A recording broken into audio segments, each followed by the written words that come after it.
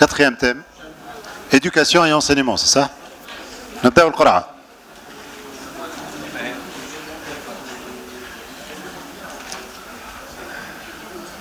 حركة الشعب. ديما الافتتاح. والتيار الديمقراطي. جبت لي صديق. تشبوا لبعضكم داير. صحيح صحيح لا تعليق راه. Out of record.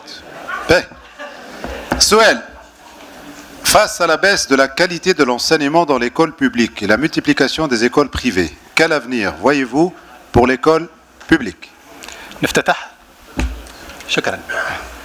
باش تفرزونا من بعضنا عبد الناصر العراض تشبهوا بعضنا عبد الناصر العراض رئيس قائمة حركة الشعب. بالنسبة للتعليم وحالة التعليم في تونس وأيضا مستقبل التعليم.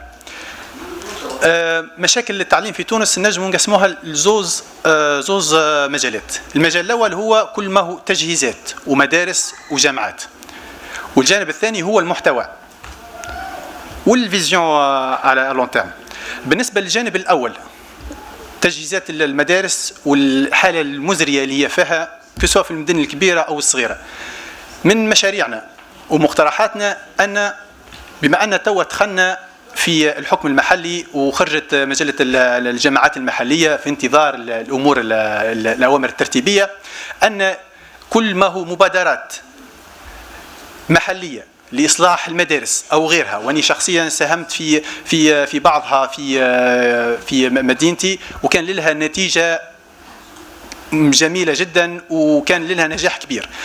الانيشيتيف كمان هيك لازم يتعدوا في المستقبل عن طريق البلدية تشرف عليهم بكل شفافية وتكون مهيكلة وتهم كل المدارس. هذا في اطار يعني انستيتيوناليزي ليكونومي سوسيال. من جانب آخر جانب المحتوى،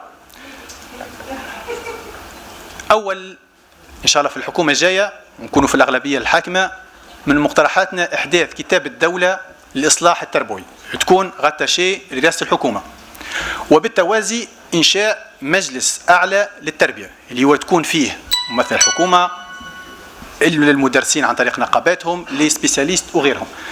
مهمتهم هي تسطير المستقبل التربية في تونس، خاصة في النوفيل تكنولوجي والعيش المشترك اللي نحبوا نزيدوا. شكرا. ماتير اون بليس. شكرا.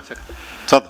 على سلامتكم مرة أخرى. زياد الغناي، مرشح رئيس قائمة التيار الديمقراطي بفرنسا واحد، القائمة رقم 18. فيما يخص التعليم، بداية نحب نحكي على شوية أرقام. اليوم تونس فيها 130 ألف منقطع سنويا عن الدراسة أقل من 16 سنة.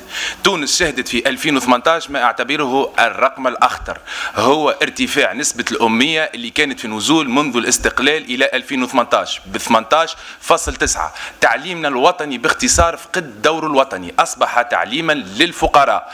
اليوم نحكيه على ناس اخذ فيها التعليم الخاص الدور الوطني والدور الريادي، بمعنى انه اليوم كفاءاتنا اللي كانت تخرج من مدارس من جميع الجهات ومن الجامعات نتاعنا اللي موجوده في جميع جهات الجمهوريه، اليوم مهندسين قاعدين يخرجوا مدارس خاصه. وكما تعرفوا الدوله وقت اللي تفقد سيطرتها على تعليمها يعني تفتقد اي مشروع وطني، ما فما حتى معنى لبناء الجمهوريه الثانيه من غير إعادة الاعتبار للمشروع الوطني والمدرسة العمومية. اليوم لابد من نظر للتجربة الألمانية في عهد شرودر اللي حلت في الوقت هذاك حلت المدارس الخاصة، ومن بعد أنجيلا ميركل في أول وعد انتخابي حكيت على وقف تقديم الرخص. نعتقد أنا شخصيا زياد الغناي ومن خلفي التيار الديمقراطي لابد من إعادة النظر في طريقة تقديم الرخص، لأنه ما يحدث في التعليم الوطني هو سياسة ممنهجة لضرب النسيج الاجتماعي. اليوم ولد الغني ولد المحامي يطلع محامي، ولد طبيب يطلع طبيب، ولد الجهات المحرومة كان خلط قراء سينو عنده باش ينجم يمشي يرعى المعز ولا بقار. هذا هو واقعنا اليوم في تونس. ما فما حتى امل انه تونس الديمقراطيه الاجتماعيه العادله تتقدم في ظل الضرب الممنهج للتعليم الوطني. وانا دوري كنائب باش نراقب العمليه هذه عن قرب. ما عادش باش تعرفون زياده الغنائب، باش تعرفون الزياده نتاع التعليم. شكرا.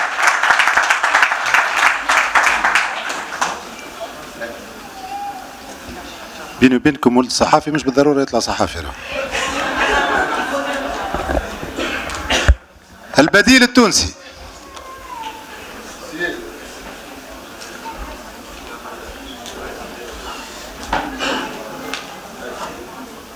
متفاهمين يظهر لي التكتل.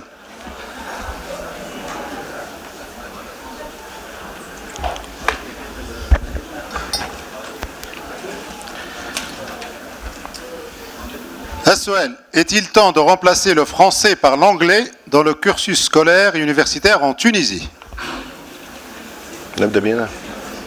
حاب نعرج الساعة توا فما يمكن مترشح جبد بالموضوع، قال فما شكون طلع مش مواكب.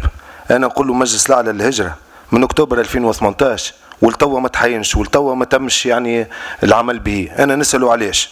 ثانيا خلط خلوط على مجلس النواب، ديجا المشروع أكمل دونك صادق عليه، نحب نرجع عليه في إطار حق الرد ونجاوب على السؤال. بالنسبة للإنجليزية كما نعرفوا اليوم بالنسبة للغة العربية هي أولوية.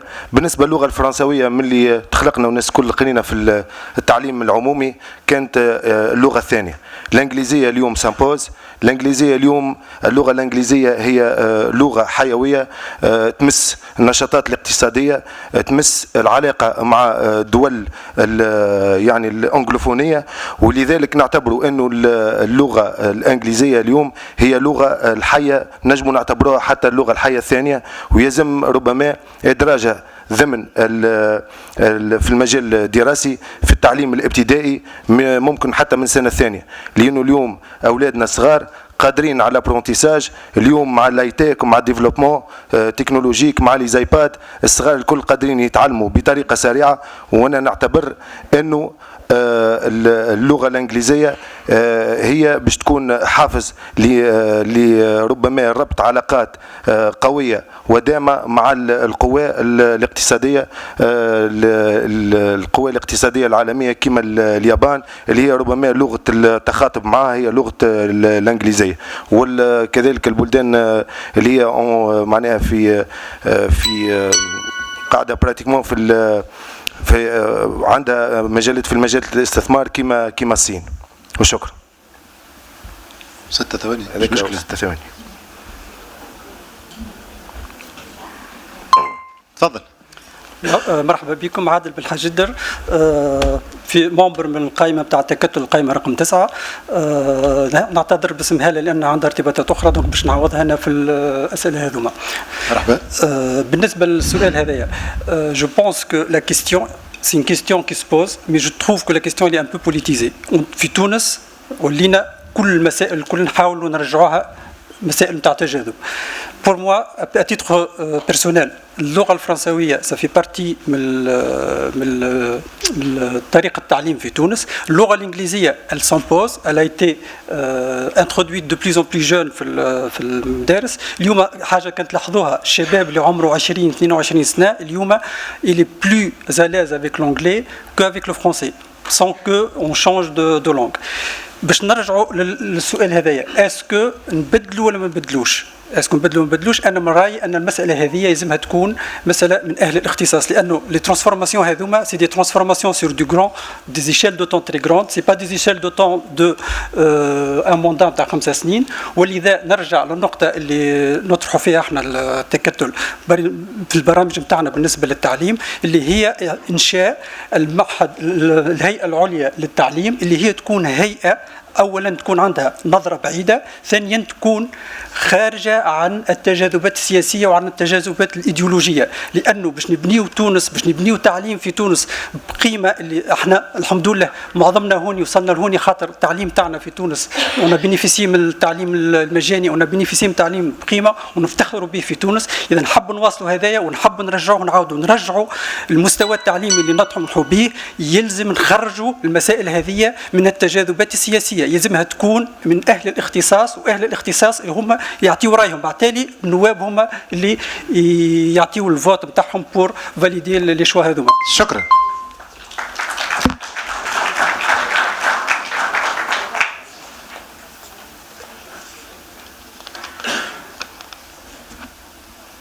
الموقف الحر.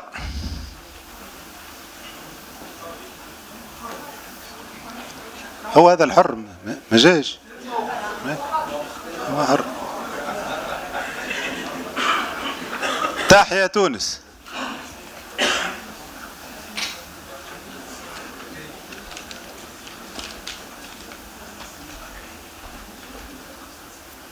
عيش تونسي، صوت التونسيين بالخارج.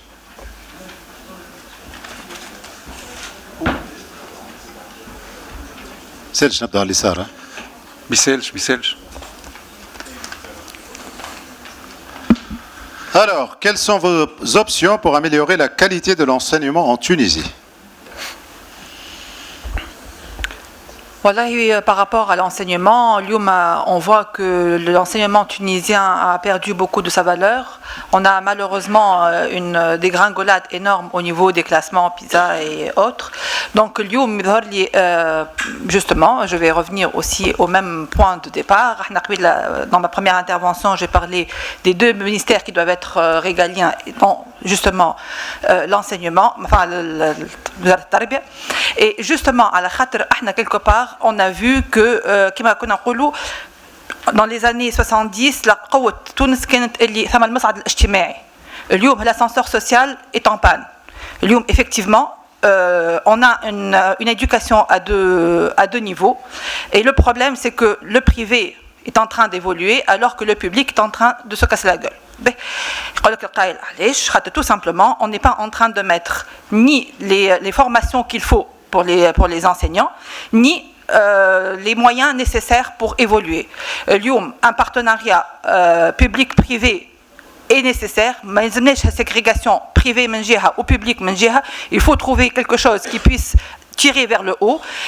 Par ailleurs, il faut jouer aussi sur les programmes. On a vers une sorte d'abrutissement des enfants.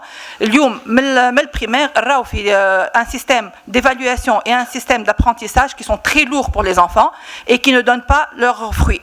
Donc, on allège les programmes en gardant l'essentiel et en enlevant le superflu, et remplacer ça par du culturel, par de l'artistique, par de la renforcer tout ce qui est histoire, géographie. C'est la base de ce qui va donner des étudiants plus épanouis et plus capables d'être polyvalents et réussir, parce que ce ne seront pas des enfants frustrés, mais des enfants épanouis. Merci. Bonjour.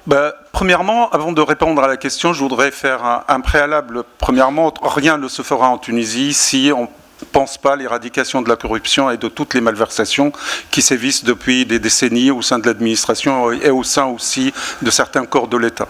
Le deuxième point, nous en tant que liste électorale à nous nous engageons aussi à éradiquer le nomadisme parlementaire.